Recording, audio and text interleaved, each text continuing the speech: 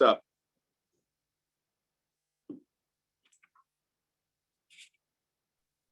I'm comfy though.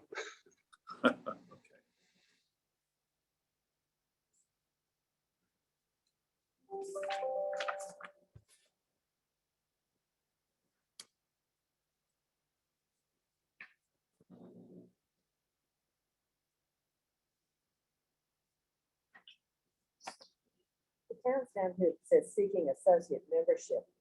Have those really? Don't, evidence? yes, I don't, those were all taken care of. Okay, I should have given those. okay. I just was boxes. asking. Yeah. That was one of the last ones.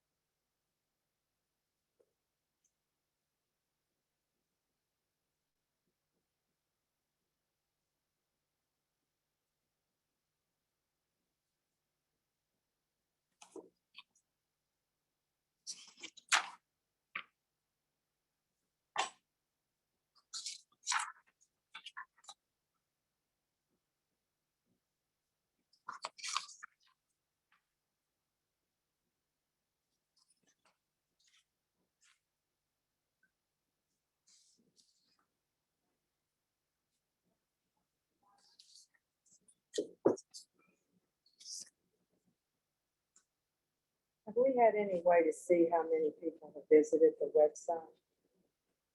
Metrics. I can find out for you. Yeah, I can find out.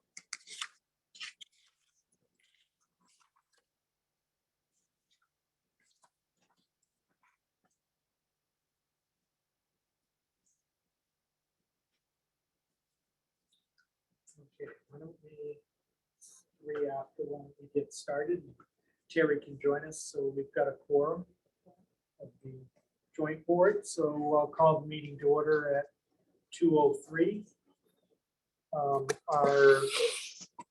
Just like to welcome everybody. We got Paul online here.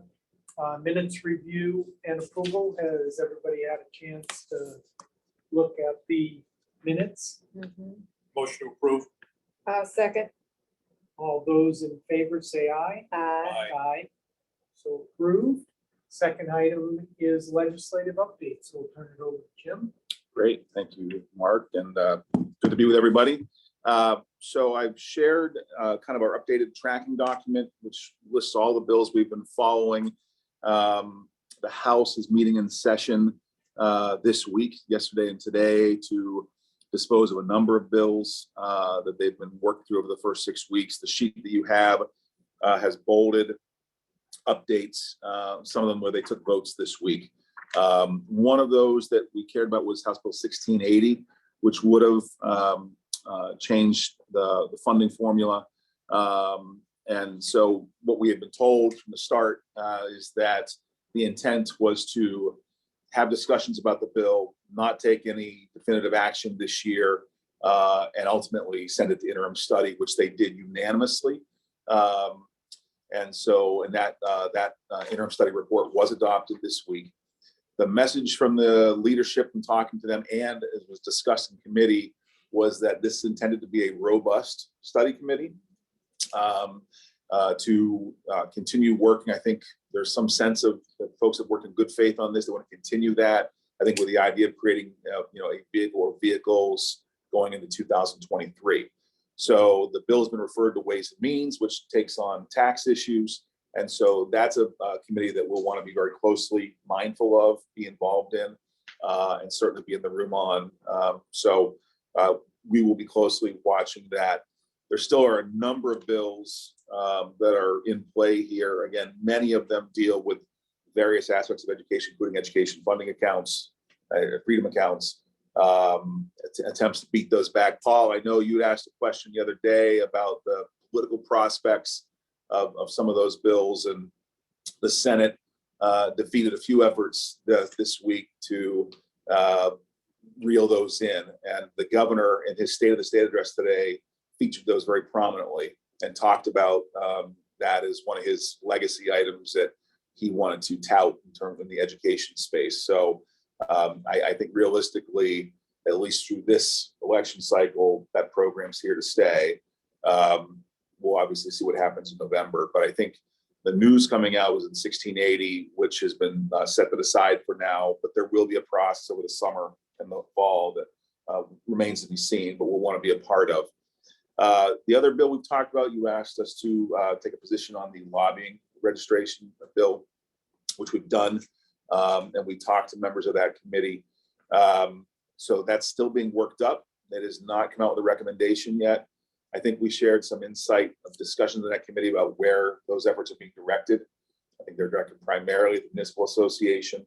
We're obviously collaterally affected by that. So that remains to be seen where they go with that. And so we'll still be mindful of that. That'll go through a whole other Senate process and then they vote it out. But in any event, and then Sean alluded to before we got started, allowing public meetings to be conducted virtually, another bill that could impact us in terms of how we operate, that did get an ITL report out of committee, but a close vote.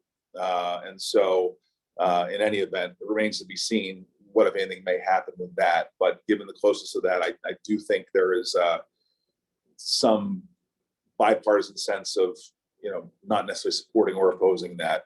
We have seen some other interesting votes on bills, and it's happening actually as we speak right now on some pretty critical bills, not germane to us, but again, it's based on turnout. Republicans don't have votes right now to do something that they want to do as we speak. And so in any event, that bill is something that's in play, but we'll need to monitor closely. And obviously, if we can change how we operate, then we may do so. But for now, we continue under a fiscal quorum setting. I understand that Gary Daniels, there was going to be some sort of floor action by him on this. Some sort of amendment to keep that alive. Do you know if that came to fruition? Is that on 1014 you're talking about, or? I thought, yeah, it's the Senate bill, sponsored 344.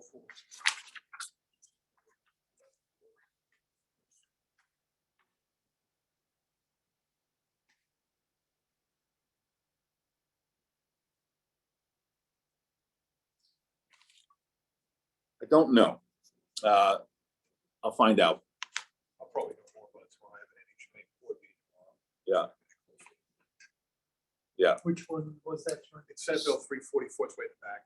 345. My understanding is there was going to be some floor action on that to get that back to life. Supposedly there was some momentum to do that, but I don't see it. I see 342. It's 340. It's on page 10. Halfway down page 10. Senate Bill.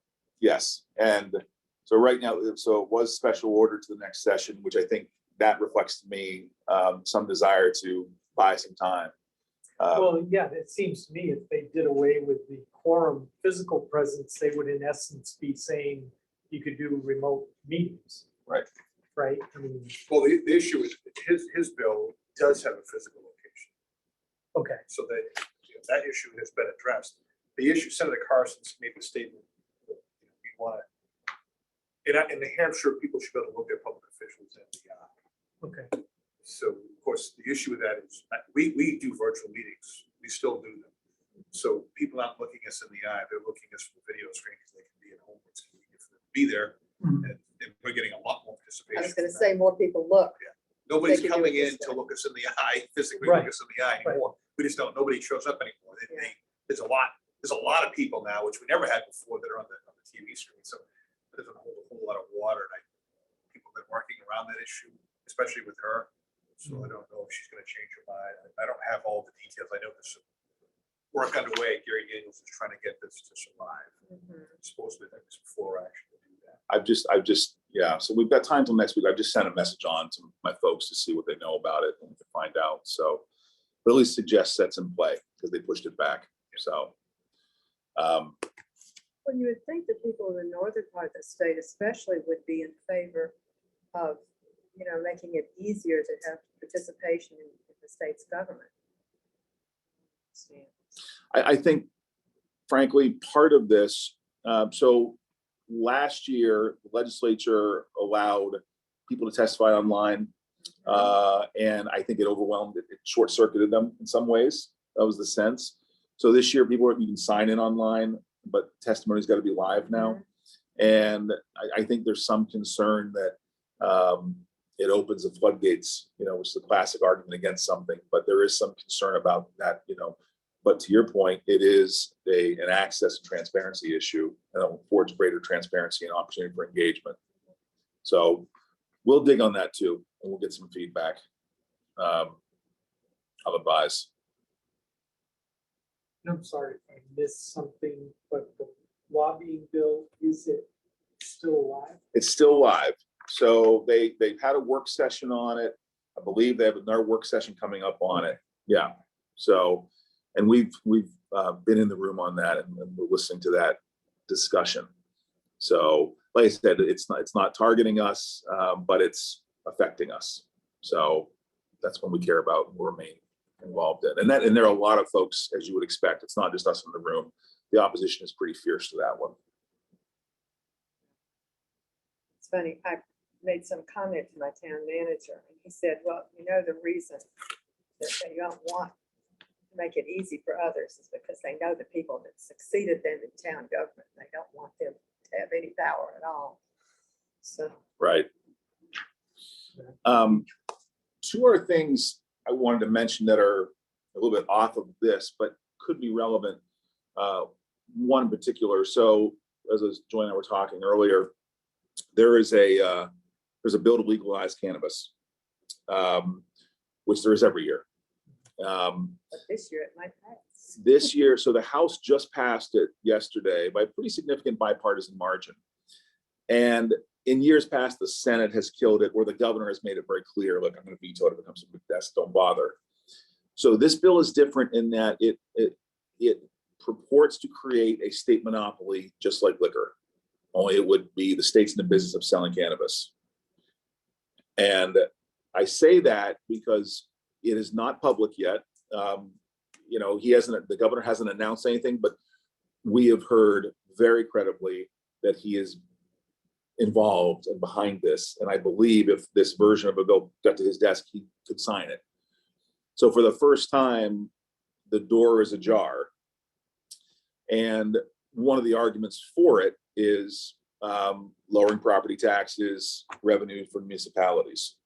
So interestingly, Chairman Abbas, Darrell Abbas, Chairman of House Criminal Justice, is a Republican from Salem, has announced he is going to run for Senator Morse's Senate seat because Morse is running for US Senate.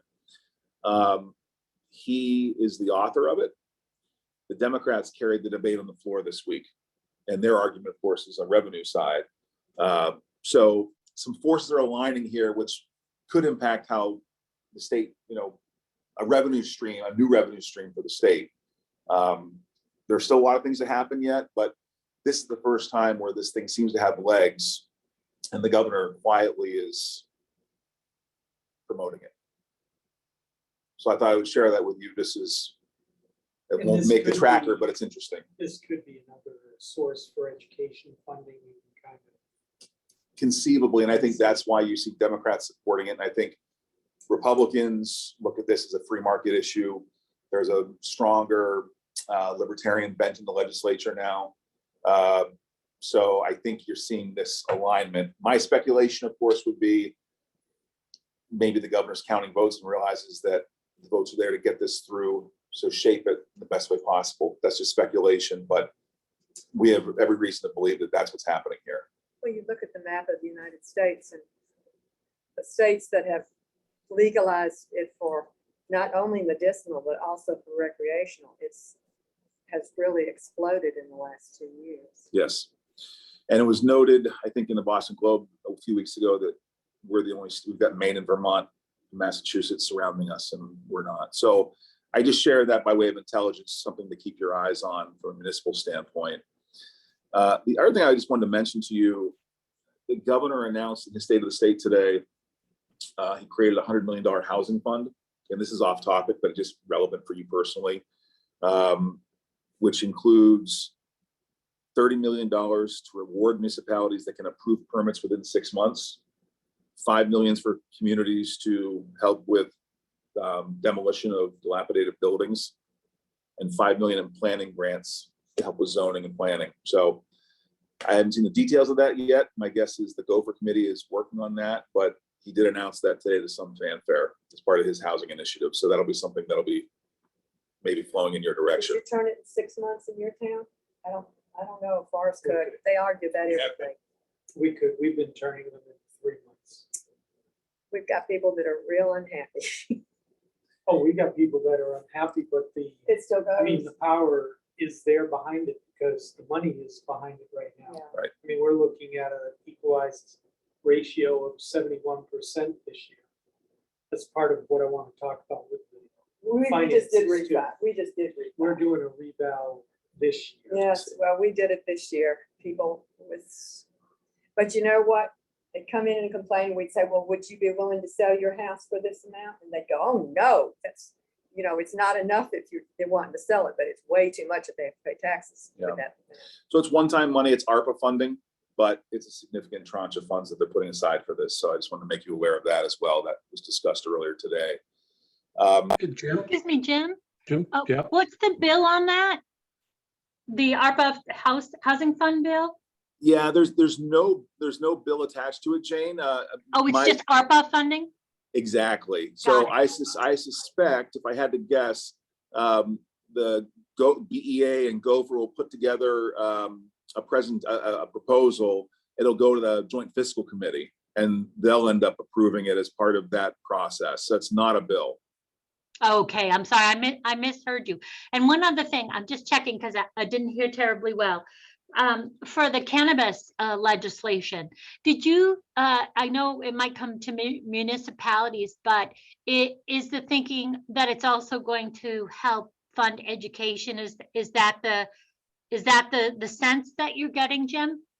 That's certainly part of the discussion now. And I just want to be, I don't mean to hedge, but it's just because there's a lot of moving parts on this. And I can tell Sure. you that some opponents are coming forward on this rapidly, as you'd expect. But I think some of the impetus for the support, particularly among Democrats, is because they look at that as a revenue stream that they can direct to education. And as someone put it to me today at the State House, if this gets initiated under Republicans, they may direct it one way, but once you create that revenue stream, you see a shift in control. That Yeah, revenue stream can be redirected. And so suffice it to say, I think the view is this could be a fairly significant business. The state would run it. Part of its proposal is to create a state bank that would actually handle the oh, fund. interesting, yeah. Yeah. And so. very interesting. Well, we're gonna rival Because Sinaloa. banks are not allowed to handle Well, cannabis. It's the Hampshire drug cartel, and it's estimated to bring in 20. Well, And, Jim, this is Paul. Follow up on that. yeah, sure. Pablo Escobar. Is there, is there any thought to make this similar to the Keno and have a local option, or is it, whatever the state felt was appropriate in the market? I've heard, it's a great question, Paul. I've heard nothing about a local option. That has not been discussed. Yeah, so again, right now, this is sitting in House, I believe it's House Ways and Means. And, I'm sorry, House Finance has it right now. It's second committee now. It's passed through the House recommendation on criminal justice. So again, we'll see. The Senate's always been a little bit of a death knell for this, but again, the Senate is not the same Senate it was on this issue. And again, it's fairly common knowledge now that the governor is supportive of this concept, which will help bring people along. And you have these kind of conjoined interests here where I do think some folks look at this as potentially a revenue stream for education or, other purposes. And And it came out of criminal justice ought to pass. yes, as a mandate. So there was, As a- and then the amendment basically was a State. rip it up and replace it with this concept of the state running it. We just need to be careful because it's estimated to bring $250 million in, but we'll see some of that. That will slowly or maybe quickly disappear and we'll have, So we won't Yeah. have any- I wouldn't count too much on any of that. Right. Yeah. So I just share that. It's something interesting that has been under the radar to some degree that broke out this week and will continue to in the next few weeks. Was that part of the calculus where the governor had touted the surplus being 10 times what it usually is at 250 million? Was that potential inflow in that calculus, or was that the existing? That's the existing. So the $250 million he cited is the actual rainy day fund. Oh. So that's what we currently have as a surplus set aside So for, this would be in addition. this would be an addition. Yeah, But don't you think the way they would try to sell it is it would hold down or reduce taxes? And it Oh, would pay for absolutely. the education. Absolutely. If they can wrap it in, Right. mom and apple pie, they can get it Right. through. Yeah. right. And I will say, I was able to listen to again, most of the governor's state of the state until they cut it short because of Representative Bame's collapse. He talked a lot about cutting taxes. And he said, we've cut these taxes and we're not done. So I fully expect as we come into a budget year next year, part of what the budget he brings forward in February of 23 will include tax cuts. And I have to say this, at this point, everything that I think the governor does has to be seen through a prism of a possible run for national office. I think that's just another layer of intrigue that things are, being worked at that level. So, All right. but that's what we have right now. We'll obviously tomorrow's updated report will then reflect the action from today, hearings that are happening next week. So I might, so this might be the time to segue into communications because I Yeah. will say, Could I yeah. hold before Sorry, you? Jane, go ahead. Yeah, I just wanted to circle back on the 1680 bill. yeah, I had some time to reread it and I'd love if Paul could join in on this. It seems to me like it's a patchwork quilt on all the recommendations from the Commission on Education Funding. And it's very hard to understand, at least it's hard for me to understand and unpack the fiscal impact that it might be. And I know that it's going to study committee, but two things concern me. One was whatever they're calling it was a $5 per, whatever, 100,000 fee. I'm thinking it's the new SWEPT rather than, currently it's around $2, but within the body of the bill, there's a figure of $5. And I think that was on the Commission on Education Funding's report.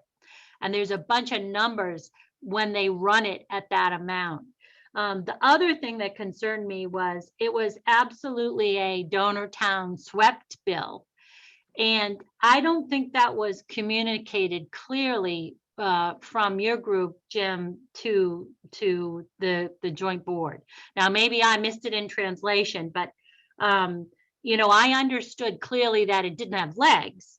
But until I actually read it, I didn't understand that the language of it was a donor town bill. So I just want to say that I was concerned about that. And I represented in a public meeting that there were no SWEPT bills to my legislative subcommittee based on my understanding, and obviously that was incorrect. So, I really think this 1680 is going to take a lot of work to unpack it. There's no fiscal note. It's very, very confusing. I'm sure they're going to do that in the committee. But it's going to be very, very, very important that we get a very good understanding of the fiscal impact on that bill as soon as possible. yeah. So that's no, it's a good point, and I think it might kind of flow into a conversation I had last week. If I can cite this now, so we talked in the last meeting about reaching higher. To talk about whether there was any opportunity for partnership, for discussion, collaboration. And so I met with their policy director, Christina Pretorius, And I talked also with their executive director, but I had a chance to meet with policy director to understand what they do, how they do it, and why we might do something with them. And she made it clear to me, as Tom Rath had, that their focus is really data, that they're not advocates. They were advocates early on, and they let that go for some years now. They don't want to be advocates. What they want to be are seen as a neutral, objective presenter of data, of facts as it relates to education issues. And so we talked about that, and we talked about, and she understands who we are and what we do. And I said, so, would you hypothetically, if someone presented you with a fact pattern or with an issue to unwind, unravel, and then do a report on, or do something that could be cited to the legislature or otherwise, that's something you would work on? And she said, absolutely. And I said, and you would do it if a third party asked you to do it? And she said, yeah, we would. And, we would obviously, prepare it for whoever asked us to prepare it. And then you could use it as you see fit. So it was a good discussion. I think we kind of left it open-ended to continue the conversation if need be. I think from a general collaboration standpoint, there's probably not a lot there, just because they're a data organization. From what you're saying, Jane, as I think about it, if we wanted to, and I'm not saying we should ask them to unpack 1680, but just from a general standpoint, to get our own set of data, of information, to push back against what some of the other side has clearly spent some money on, we could consider doing that. And we'd have to, I think, spend some time and effort to best articulate what that is, how we present the question, what we would look for information, with no guarantee, of course, that we'd get exactly what we wanted. We just may not write the result. But I just share that because I thought that conversation was relevant. They're certainly interested in the conversation, but it would be at that level, I think, rather than on any advocacy. They made it clear that they tried that early on, and I don't think they're people, that's not where their head is. They want to be seen as that kind of trusted data source. They want to be above the fray. They want to be above the fray. They're obviously, they follow things, they're interested in things, and they like to talk to legislators who have questions about, how does this work? What happens if we do this policy? What if we do that? And so they don't want to be seen as in one camp or another. So they want to be a trusted resource. That is exactly right. And at least what they intimated to me is that if they were presented with a fact pattern to research and to issue a reaching higher analysis of, they would do so. Okay, a white paper, as it were. Yeah, Okay. in whatever form that I thought, we Yeah. would wish. But Well, going back to Jane's question though, so we would use them for information to formulate our arguments on 1680. Is that what I potential? Yeah. It sounds like she wants it untangled, and that if that's something that they like to do, we may not be real pleased with the way they untangle it, but at least it would give us another perspective. You had mentioned speaking to David Lando too. So you want to talk about that? So I do. Over the last week or 2 weeks, David Luno and Kathy Fox had a conversation just in committee, in between in breaks.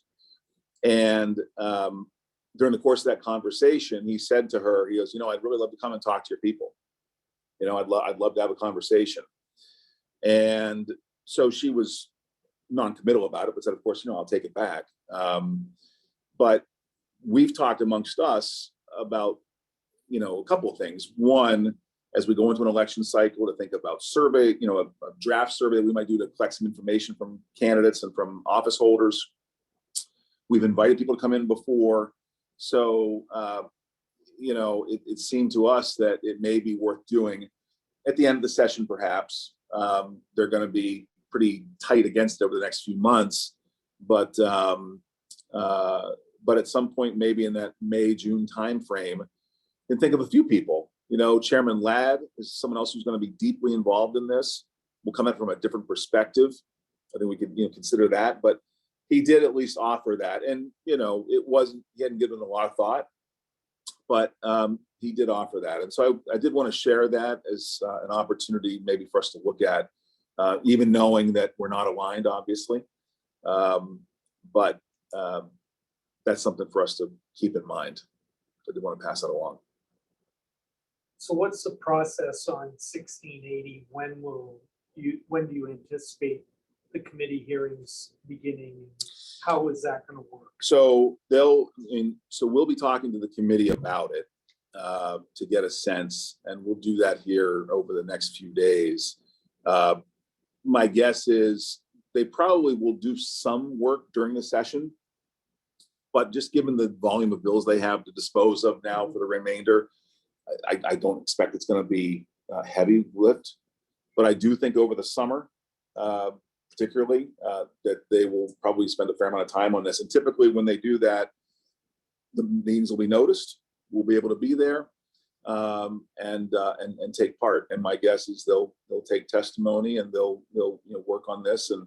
And again, with an eye remembering that they'll create a work product, but in the end, you'll have a new legislature in 2023, and it'll be up to someone to take that ball and run forward with it. It's not like flowing from the first year to the second year of a session. So we should have a pretty, decent idea on it soon, but I don't think there'll be much heavy lifting soon. Just they have.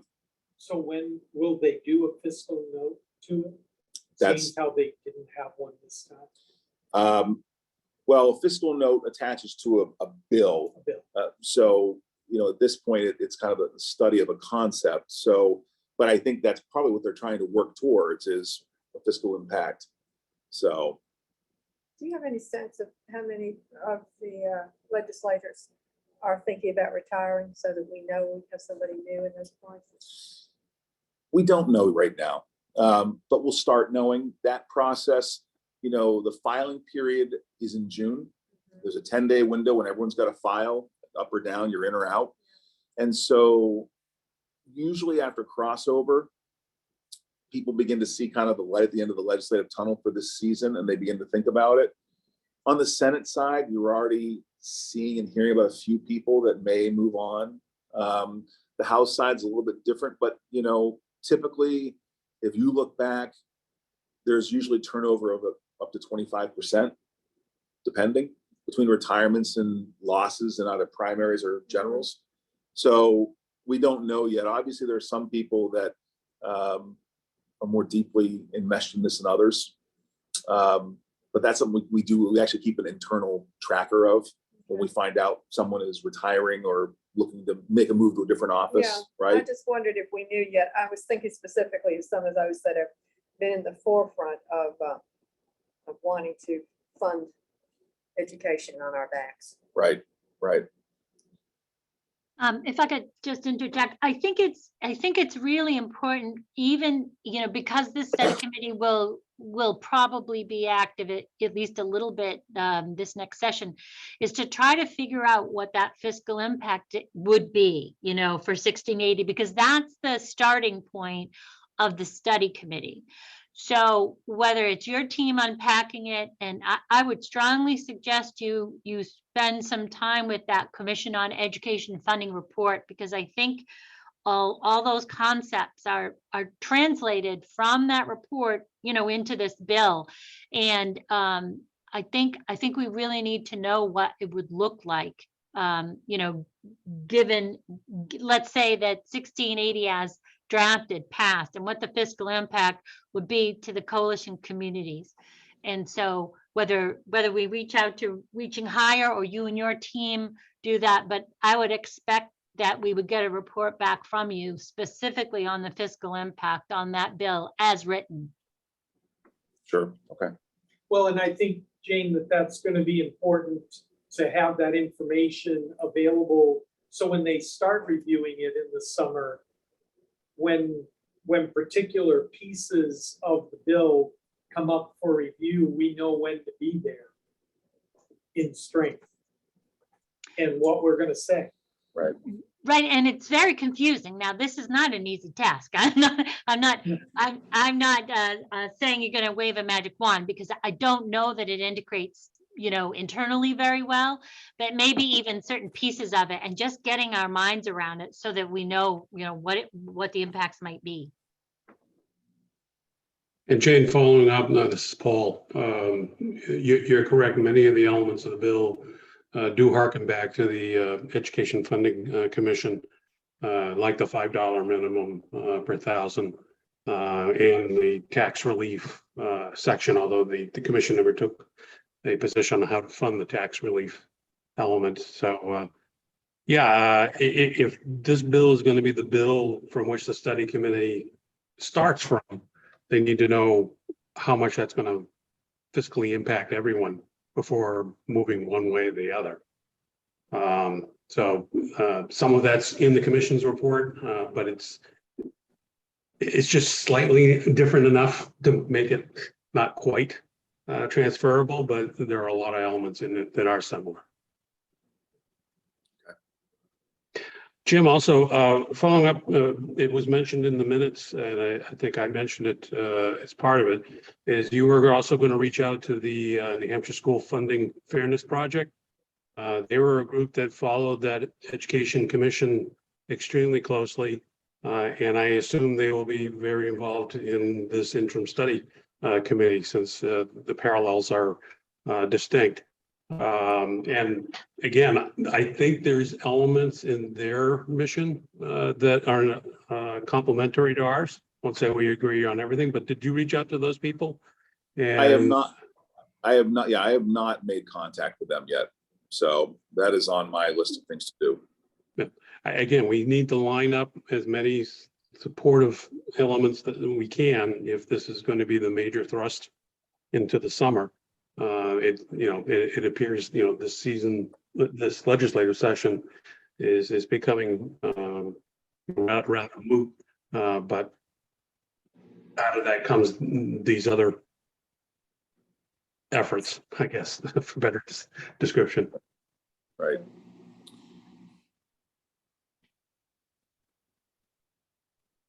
Yeah, and by the way, and I know, Jane, you sent around the email, but I assume you did note in there, I think it was in that email, that Jeff McClinch is leaving. Yes, I did see that. Yep. Yeah. So.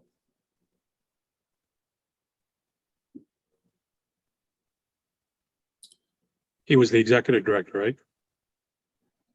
Correct. So I know, I know John Tobin pretty well, and as you all know, John has been deeply involved in this for many years, and so he's an eminently reasonable guy, even when you disagree with him. So I think I'll try with John and see what he has to say. I did talk to Andy Valinsky not too long ago, who was giving me a friendly ration of grief for working with the coalition. So I do. Rosa Gale, right? And Andy's a friend of mine. I've known him a long time, but so I know where he's coming from, as do you.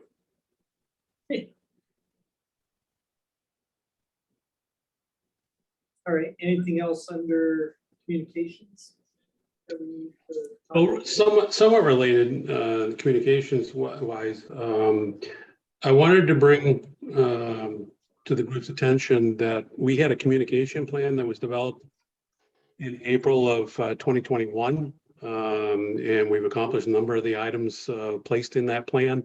A few items haven't, but it ends getting down to the bottom in December of 2021. I think,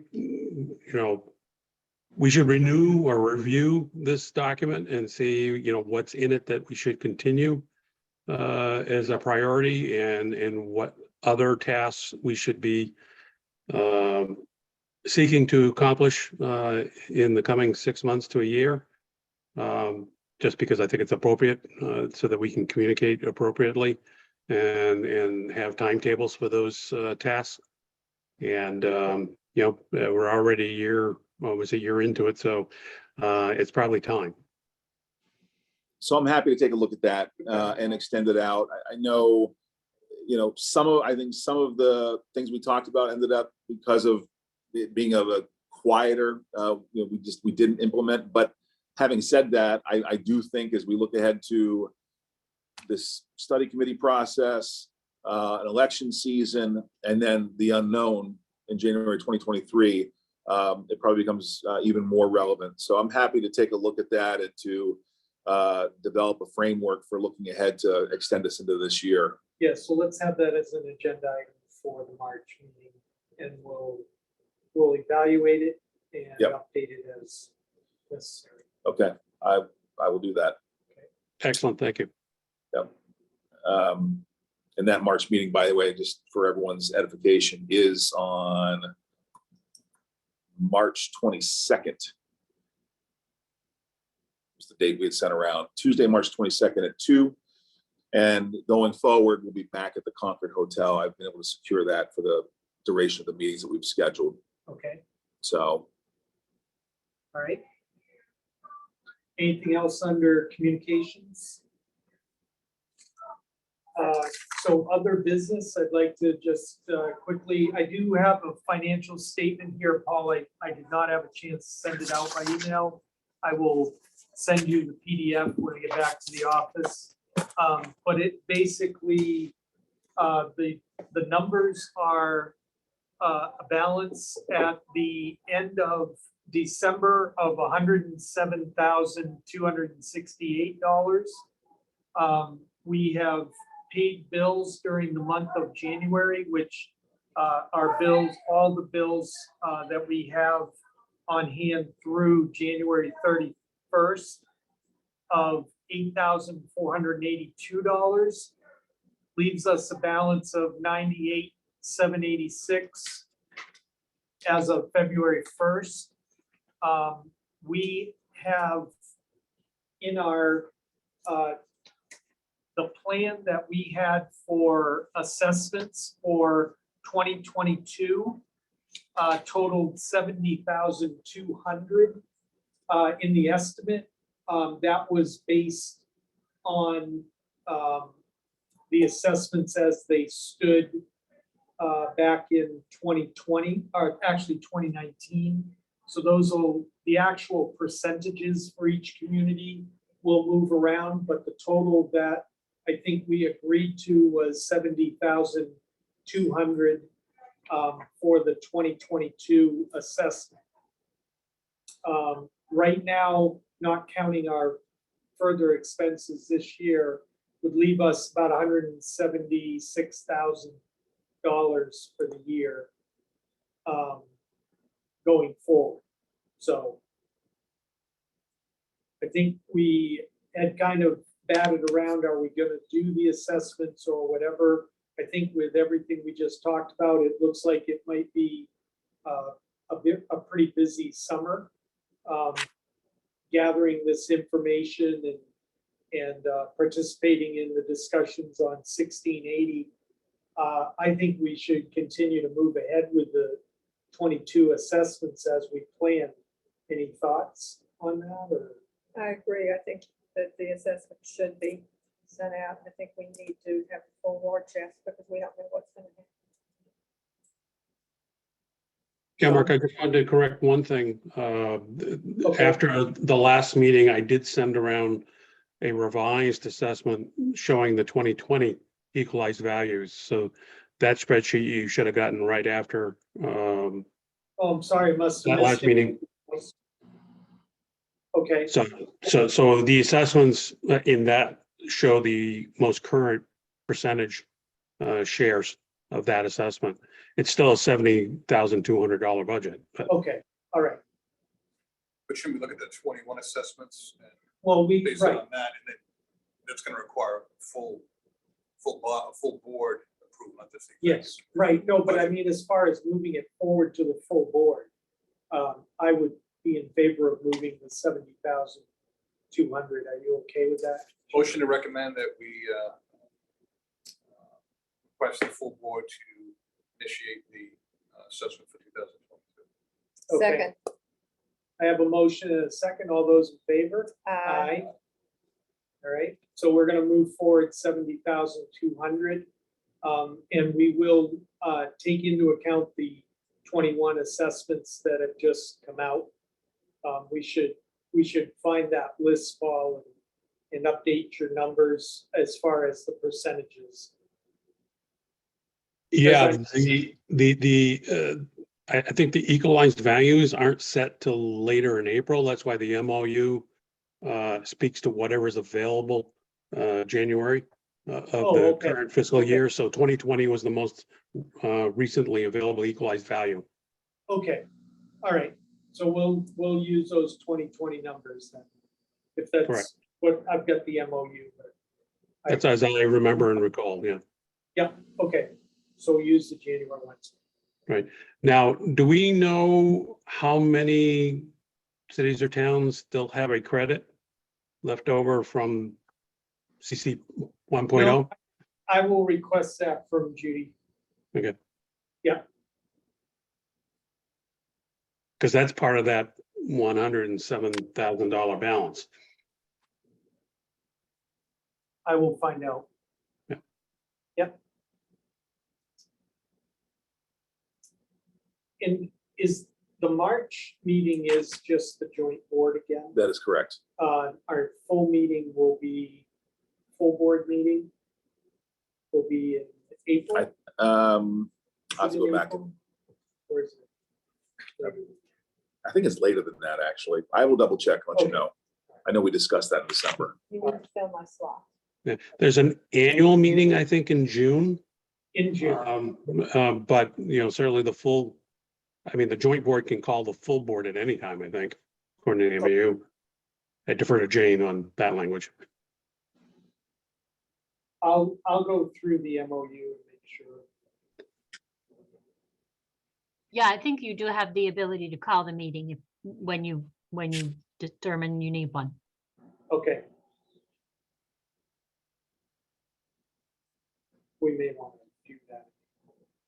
We'll see. All right, any other business?